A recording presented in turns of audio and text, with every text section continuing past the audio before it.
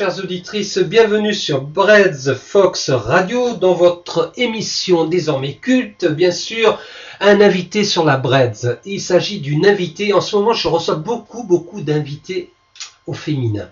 Et aujourd'hui j'ai un immense plaisir, et puis je suis absolument charmé par cette personne. Il s'agit d'Ariane Dalai, qui est présidente de 2 associations qu'elle va présenter en long, en large, en travers. Enfin, on va tout savoir de cette personne. Je sens qu'elle a beaucoup de choses à nous raconter.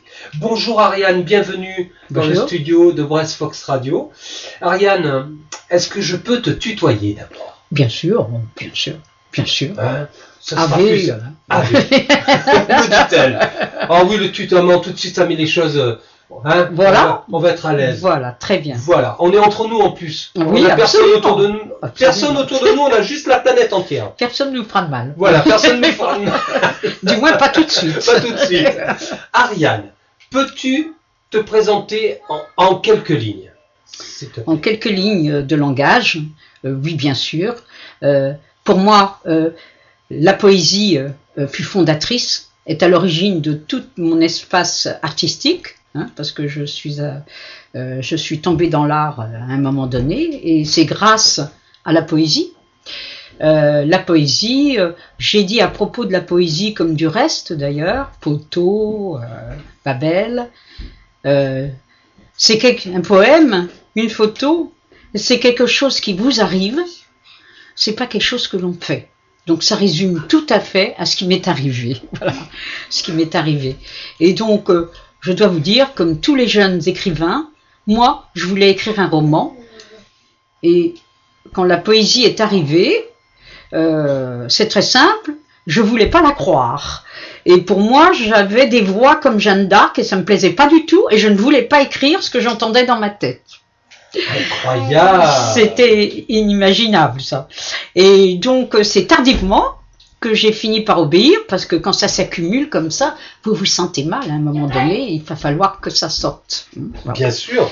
Et voilà.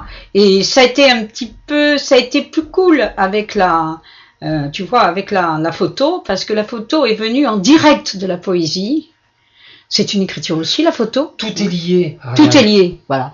Et photographier, ça veut dire en réalité écrire avec la lumière, quand on traduit littéralement le mot. Écrire avec la lumière. Et en effet, mes photos venaient en ligne directe de mon espace poétique, de ce qui est en moi pour la poésie. Mais la poésie, c'est une marâtre qu'on sert ou qu'on ne sert pas. Rien n'est facile en poésie. Ça vous arrive pas. Ça vous arrive. On ne taille pas son crayon le matin, pour dire tiens, je vais faire de la poésie, et on écrit sagement. Alors rien à faire avec le travail d'un romancier ça n'a rien à voir. Par contre, c'est un voyage. Chaque poème est un voyage qu'on va faire ou qu'on ne va pas faire. On va arriver ou ne pas arriver.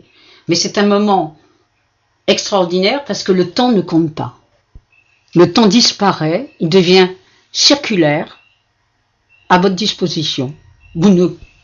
Tous les comptes de temps disparaissent et vous arrivez, vous faites le voyage qui en découle. Alors moi, ce qui se trouvait, c'était dans ma tête, je vous dis ça c'est curieux, mais j'avais donc ces vers quasi étrangers. J'insiste là-dessus. Quasi étrangers qui venaient dans ma tête, tout écrit. J'avais absolument rien écrit, rien prévu. Et je partais avec ça, comme quelqu'un part en canoë dans un rapide, pour descendre un fleuve. Je partais avec ça et je prenais voilà. Et j'arrivais, mais alors sans voir le temps passer. Et donc c'est une marade parce que ça vous apprend l'humilité. Bien sûr. Voilà. Vraiment la poésie a été très formatrice pour moi à partir du moment où j'ai cédé à ce type d'écriture. Voilà. Tu étais habité par la poésie. Ah oui, complètement. Dès les premiers instants.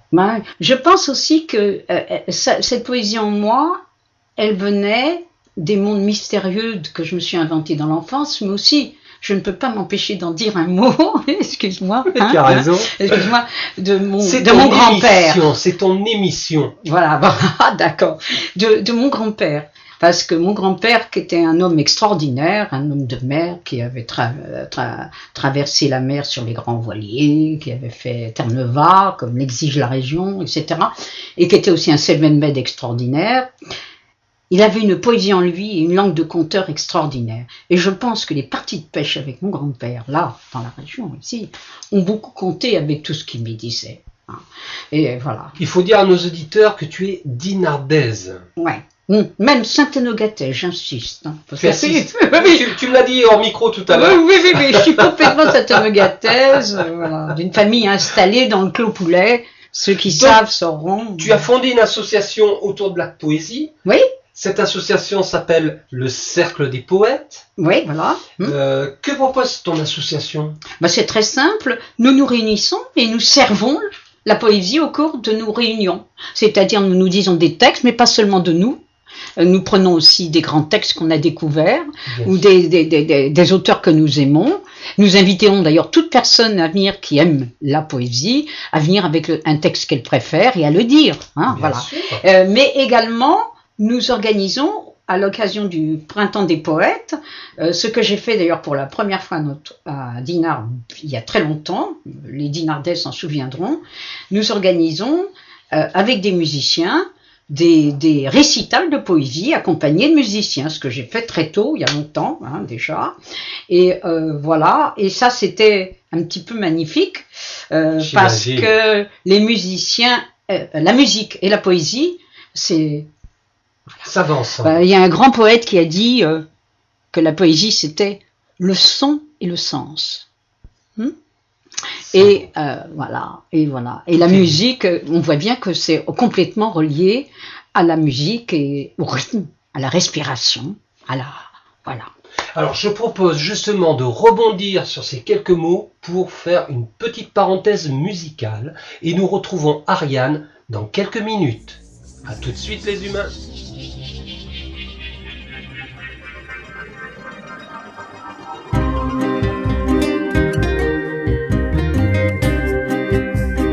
Brains Folks Radio.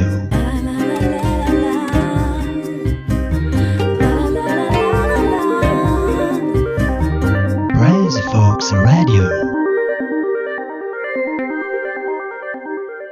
Chers auditeurs, chères auditrices, oui, j'insiste aussi sur auditrices parce qu'on m'a fait la remarque l'autre fois parce que je ne le disais pas assez. Ah, ça y est, t'es branché ? Ah oui, ça y est, ça tourne. Ariane, surprise. Oui, ça tourne, ça enregistre. Donc, je reçois aujourd'hui au micro d'un invité sur la Bredz, je reçois Ariane Dalai, dinardaise, et tu m'as dit tout à l'heure Saint-Énogathèse. Le berceau de Dinard. Ah, voilà. C'est même là qu'il y avait la mairie autrefois. D'accord. Dans les vieux, pas dictionnaires, mais encyclopédies datant de la fin du 19e siècle, tu vois, j'en ai un à la maison, tu vois écrit mairie Saint-Énogat. Et alors ça s'appelait Saint-Énogat-Dinard. D'accord. Il faut bien comprendre les choses. Parce que Dinard, ce n'était pratiquement qu'une cale. Qu'un endroit où on débarquait. Voilà. Et par contre, après ça s'est mis autrement, mais c'était le village de pêcheurs type, avec des gens qui partaient sur Terre-Neuve, des gens qui partaient, et puis les femmes qui restaient. C'est magique. Au Kétou, comme on dit chez nous. C'est magique. Au Kétou. Ariane, tu es un livre d'histoire à toi toute seule. C'est fantastique. Alors, j'insiste, Ariane. Les femmes au Kétou et les femmes au Kétou et l'homme à la mer. Je ne vais pas pouvoir en placer une avec Ariane. Je le sais, je veux finir de la présenter. Ariane est présidente de 2 associations. Une association de poésie, sur la poésie, qui défend la poésie, le Cercle des Poètes, association loi 1901, et également d'une autre association, l'association Babel Philo. Alors Ariane, moi je te laisse parler parce que finalement tu maîtrises très bien le micro. Peut-être pas, mais j'ai des choses à dire. Alors c'est pour ça. Je ne maîtrise pas le micro, il me reproduira bien. De toute façon, je lui donne ce qu'il faut. J'ai des choses à dire, bien sûr. Babel Philo, puisque je l'ai fondé. Alors l'idée de Babel Philo, d'où elle vient ? Elle vient de très loin. et vient de mon contact avec d'abord, ce que je t'ai expliqué tout à l'heure, ce titre de mes 2 volumes pour ma classe de philo, livre de Huysmans, je précise. Premier volume qu'on apprenait dans la première partie de l'année scolaire, Connaissance. Deuxième volume, le tome 2, fin de l'année scolaire, et j'ai beaucoup aimé le rapport de ces 2 titres. Connaissance, donc, pour le premier, le deuxième, Action. Donc, pas question, à travers ces 2 titres, de voir une tour d'ivoire dans laquelle s'enfermerait le poète. Donc, ça proposait d'emblée, dans cette année-là, qui était début des années 60, 61, c'est ça, si je me souviens bien, dans ces années-là, qu'est-ce que ça faisait? Eh bien, c'est très simple, ça proposait tout de suite de sortir la philosophie dans la rue, au contact de tous, immédiatement. Donc, connaissance, les connaissances, ça doit servir à l'action. Et ça m'a tout de suite interpellée, et c'est en souvenir, véritablement, et aussi de mes discussions que j'ai pu avoir. J'avais que 17 ans, sapristi, et j'allais à la cité universitaire du boulevard Jourdan à Paris. C'était international. Vous aviez là des grands étudiants qui parcouraient la planète pour ramasser un diplôme là, un diplôme ici. Et au bar des provinces françaises, moi j'avais 17 ans, et on acceptait que je puisse lever le doigt et dire quelque chose pendant les discussions philosophiques, les cafés philo géants. Et il y avait aussi une autre source à la fondation de Babel Philo, très importante, c'est l'existence des premiers cafés philo à l'université de Paris, 14e siècle, 1300 et quelques, où on organisait, l'université s'ouvrait à tous les bourgeois de la ville qui étaient invités à venir. Et ils organisaient ce qu'ils appelaient des disputations.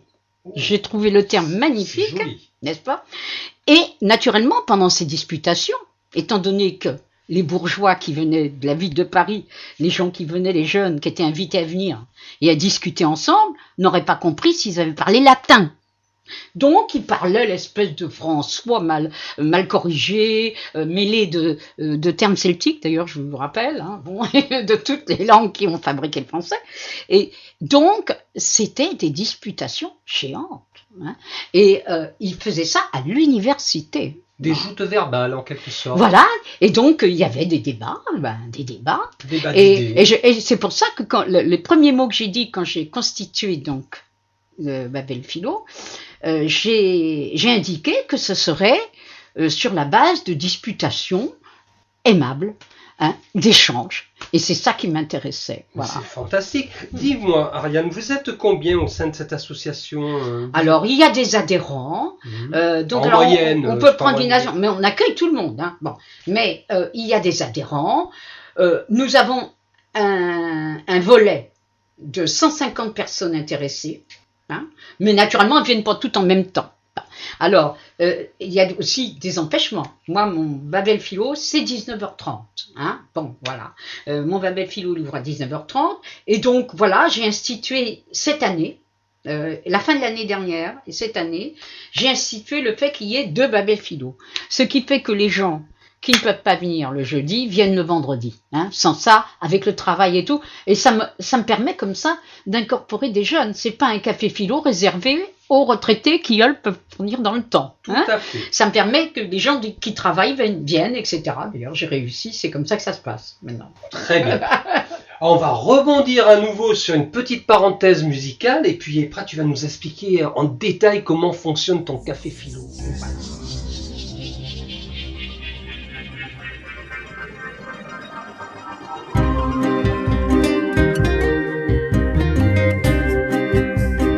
Braise Folks Radio.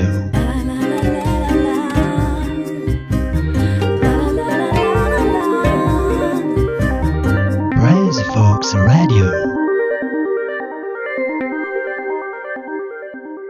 Chers auditeurs, chères auditrices, bienvenue sur Braise Fox Radio. Si vous prenez cette émission en cours de route, sachez que cette émission est consacrée à Ariane Dalai, présidente de l'association du Cercle des Poètes à Dinard et de l'association Babel Philo. Alors, comment se développe ce café philo, Voilà.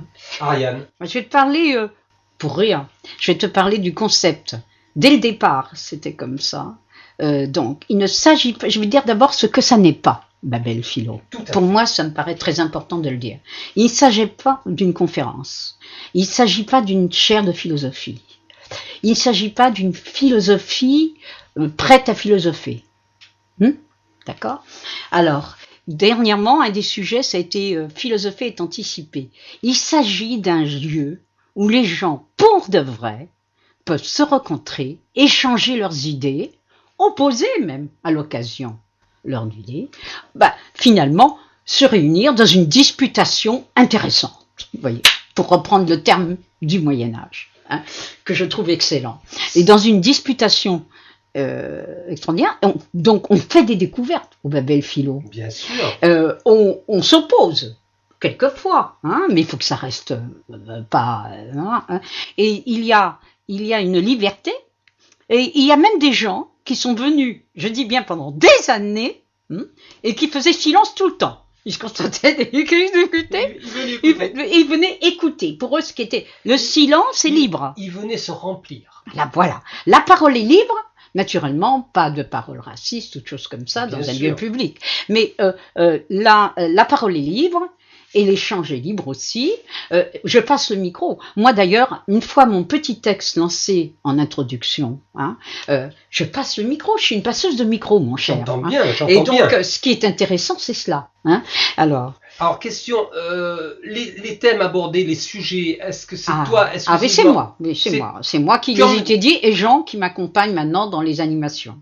D'accord. Mais est-ce que les adhérents soumettent parfois des thèmes qu'ils aimeraient développer avec toi Je pense que c'est trop de travail parce que mine de rien, en amont, il y a du travail. Quand on rassemble les éléments du thème, je m'attache à toujours donner des nouvelles sur le thème. Ce qui a été dit. Ce n'est pas un long panégyrique de tous les philosophes qui ont regardé. Ce sont de simples citations. Ce qu'il y a, c'est qu'il faut établir les correspondances.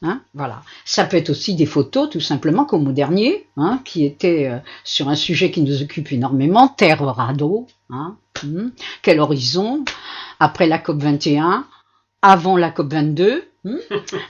Donc là, j'ai commencé, vous voyez, comme c'est curieux pour un café philo, j'ai commencé par décrire 2 photos absolument parlantes.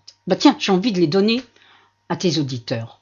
Je vais leur dire exactement ce que j'ai donné. J'ai décrit des photos, vous vous rendez compte ? Avant de passer, bien sûr, à ce qui avait été écrit et donné sur le sujet, aux nouvelles sur le sujet et aux nouvelles philosophiques, j'ai décrit cette photo que j'estime extraordinaire. Première photo. Une ours blanche, tranquillement installée à côté d'un bon gros ours brun bien noir, etc. Figurez-vous que les ours, je parle bien des ours féminines, sont en train de, voyant que la vie n'est plus possible dans le Nord, c'est la vie qui compte pour elles. Elles ont un concept très simple, ces ours, remarquables pour leur intelligence. Elles sont venues se croiser avec les ours bruns, de façon à pouvoir changer facilement de nourriture pour leurs oursons. Et puis les oursons sont nés. Ça a très bien marché, il y a même eu un croisement.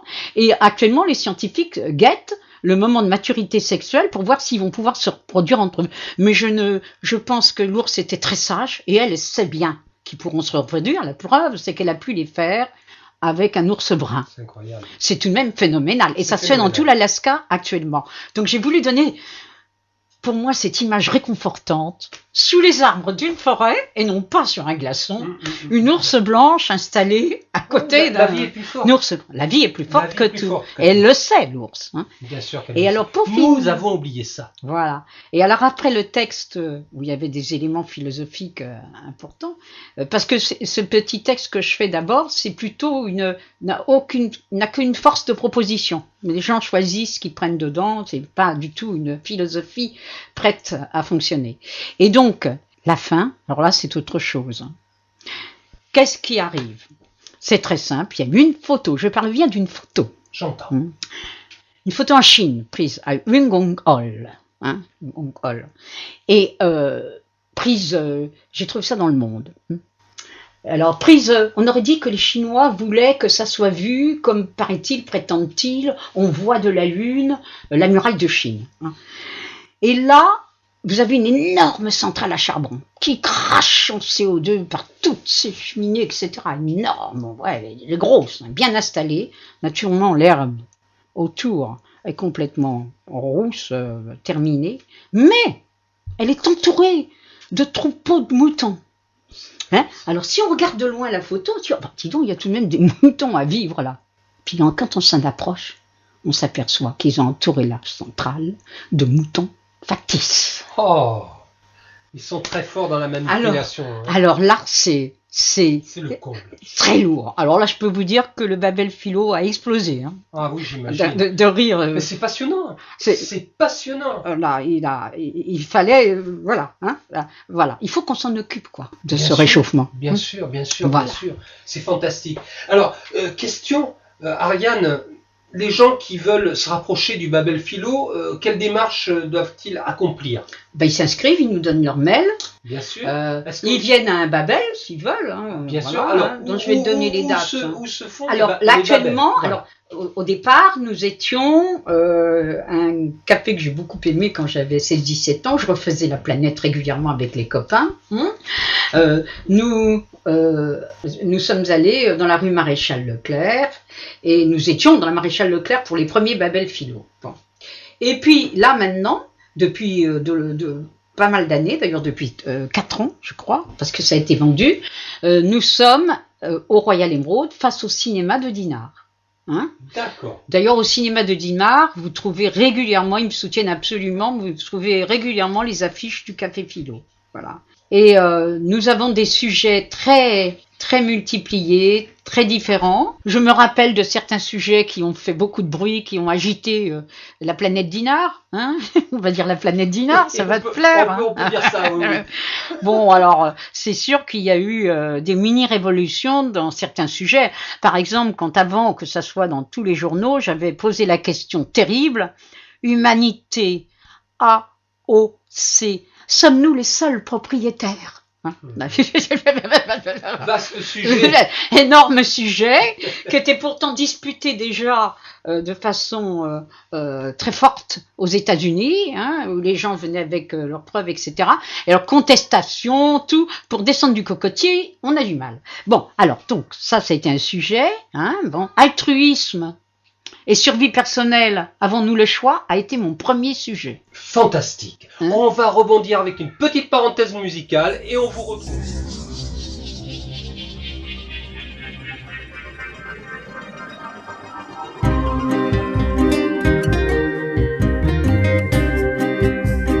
Brains Folks Radio.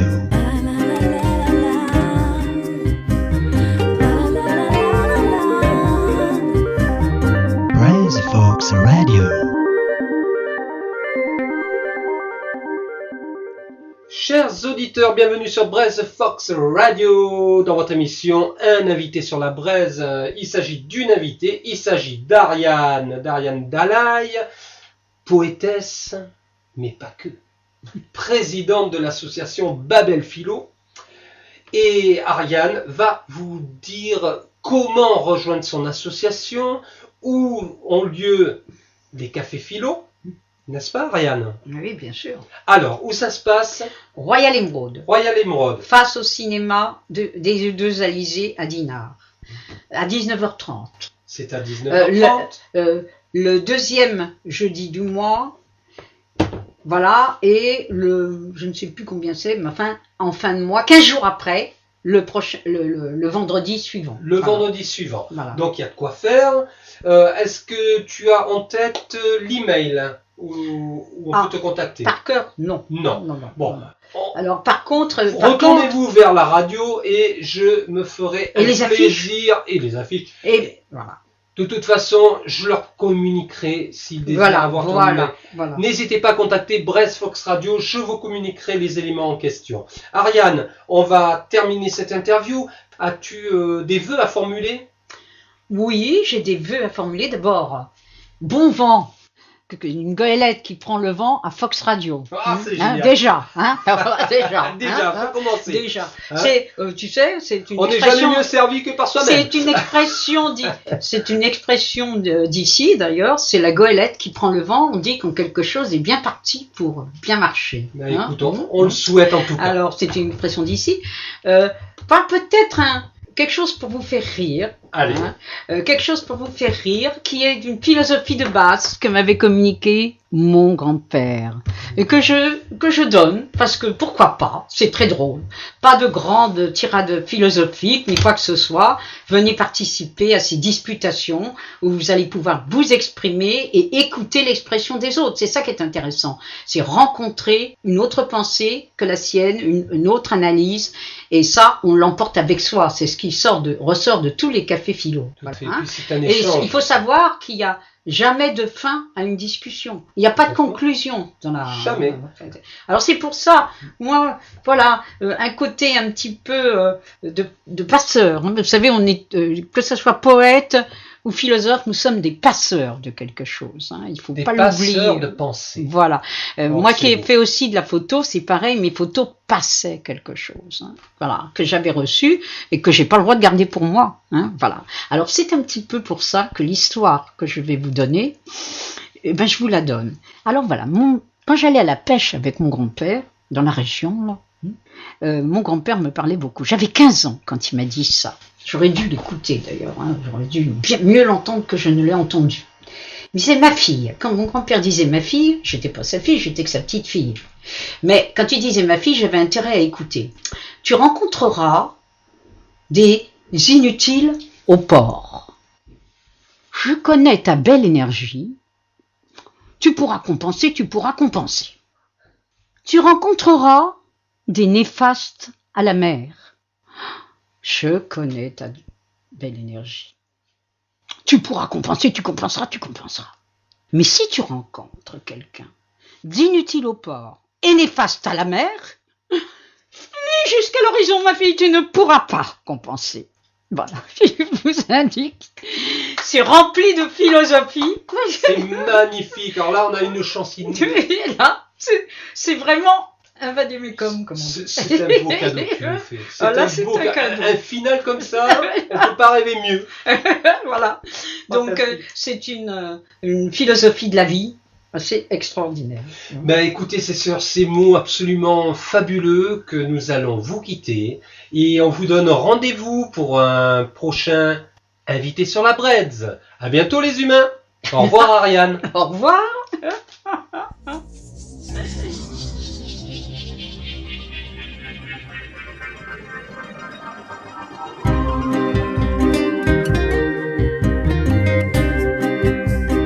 Breads Folks Radio.